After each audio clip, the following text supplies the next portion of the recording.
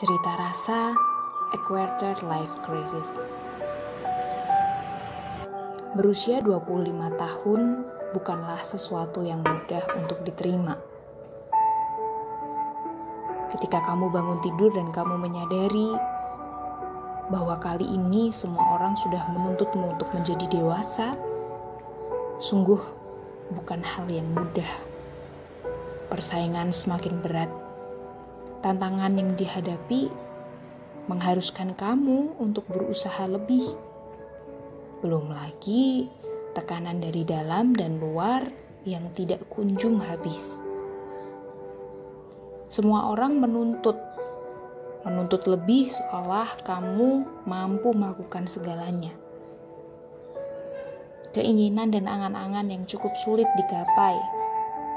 Belum lagi perasaan jatuh cinta dan siap terluka yang begitu tipis. Rasanya membuat kamu semakin stres. Apakah saat ini kamu merasakan hal itu?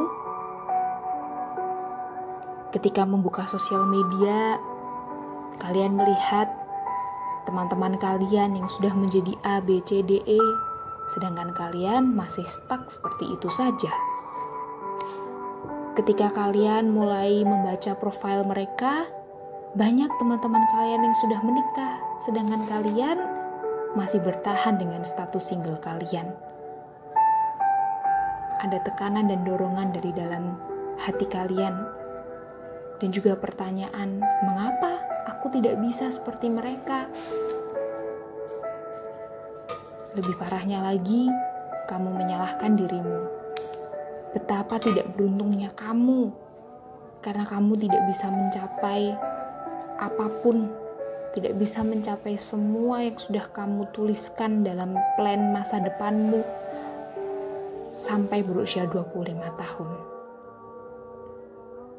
Itulah mengapa kamu menganggap usia 25 tahun sebagai a quarter life crisis. Krisis seperempat abad hidup kamu. Padahal seharusnya kamu tahu bahwa setiap orang memiliki waktu dan musimnya sendiri-sendiri. Wajar jika hal itu terjadi. Mari kita lihat apa yang sebenarnya membuat krisis itu datang. Pertama, karena kamu merasa bisa dan sanggup menghadapi semuanya sendiri. Kamu berpikir sudah cukup dewasa untuk mengambil suatu keputusan bagi dirimu sendiri dan masa depanmu. Kamu merasa bisa menyelesaikannya dan tidak lagi membutuhkan bantuan orang lain. Kamu tidak perlu orang tuamu untuk memberikan wejangan terhadap keputusanmu. Kamu tidak lagi mau mendengarkan kata-kata orang lain yang mungkin saja benar. Atau kamu sudah berpikir negatif terlebih dahulu terhadap pesan yang ingin disampaikan oleh orang lain. Tanpa kamu sadari, kamu telah mengambil keputusan tanpa memikirkan resikonya. Kamu pikir semuanya akan berjalan baik-baik saja, bukan? Lalu kemudian kamu melakukan kesalahan. Dan ketika kamu salah, egomu mengatakan bahwa tidak, ini bukan salahku. Aku benar. Mungkin orang lain yang salah. Semua orang mulai menyalahkan kamu. Tapi kamu berkata bahwa diri kamu benar.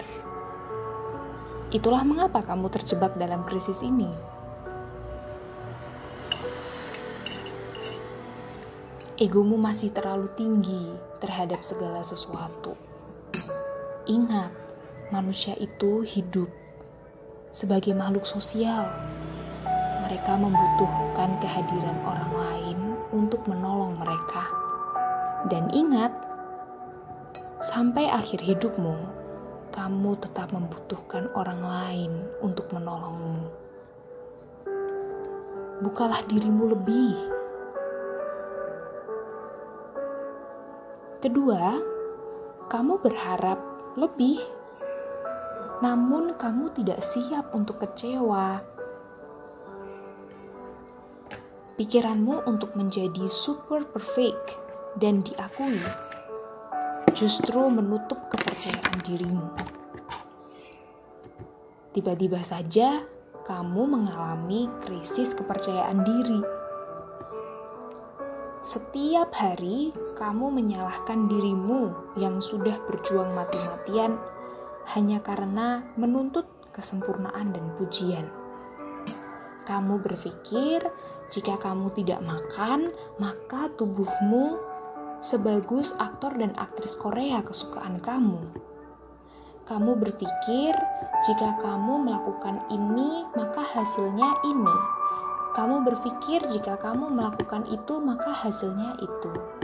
Padahal rumusan hidup tidak selalu 1 ditambah 1 sama dengan 2. Kamu harus tahu itu. Dan ingat, nobody's perfect. Meskipun semuanya terlihat baik-baik saja, tapi kamu tidak tahu bukan bagaimana seseorang harus berjuang untuk hidupnya? Sama, orang pun tidak tahu sekeras apa kamu berjuang untuk hidupmu.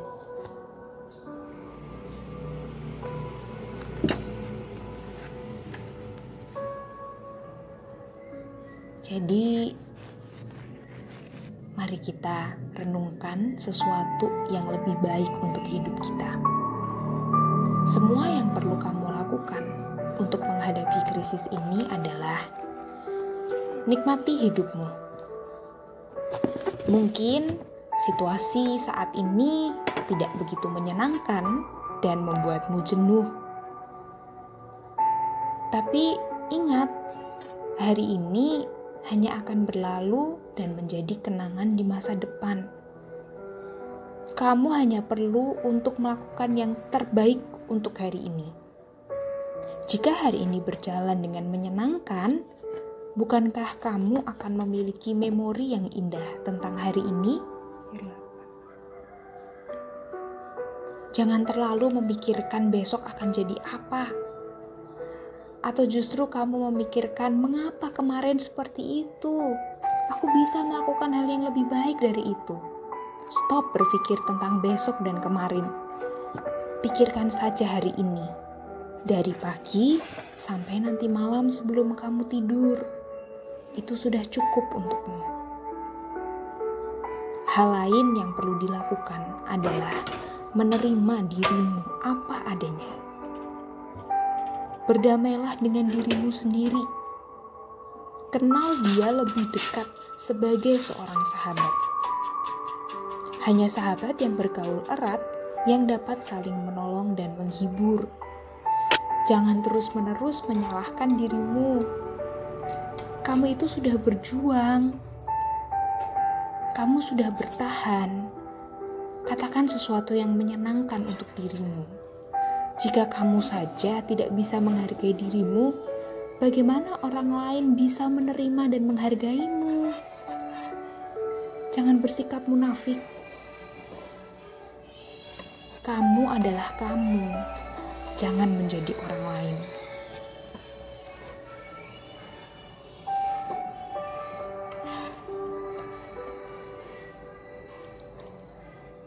Meskipun hidup berat, but always remember that life must go on. Hadapi masalahmu, jangan kabur. Tantang dirimu untuk melakukan sesuatu lebih. Jangan hanya stuck pada satu hal. Kerjakan apa yang menjadi bagianmu. Tetap fokus pada dirimu sendiri. Hilangkan keirihatianmu, rendahkan egomu, dan berjalanlah lurus. Kamu tidak perlu menjadi orang lain di usia ini. Jika saat ini masih ada banyak hal yang belum kamu peroleh, tidak apa-apa. Kamu tidak sendiri. Ada ada banyak orang yang masih mendapatkan hal yang sama, atau mungkin justru perjuangan mereka jauh harus lebih keras dibanding perjuanganmu. Aku berharap di usia kali ini kamu mencapai tujuan hidupmu ya. Tapi ingat, selalu ada plan-plan yang lain yang bisa kamu kerjakan. Terima kasih karena sudah bertahan. Terima kasih karena masih menjadi dirimu sendiri. Aku berharap saat nanti kita bertemu, kamu akan tetap menjadi dirimu seutuhnya.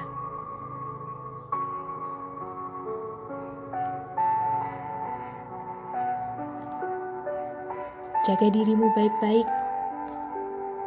Aku sudah tidak sabar untuk mendengar cerita hidupmu di usia 25 tahunmu itu. Selamat 25 tahun. Sampai bertemu lagi.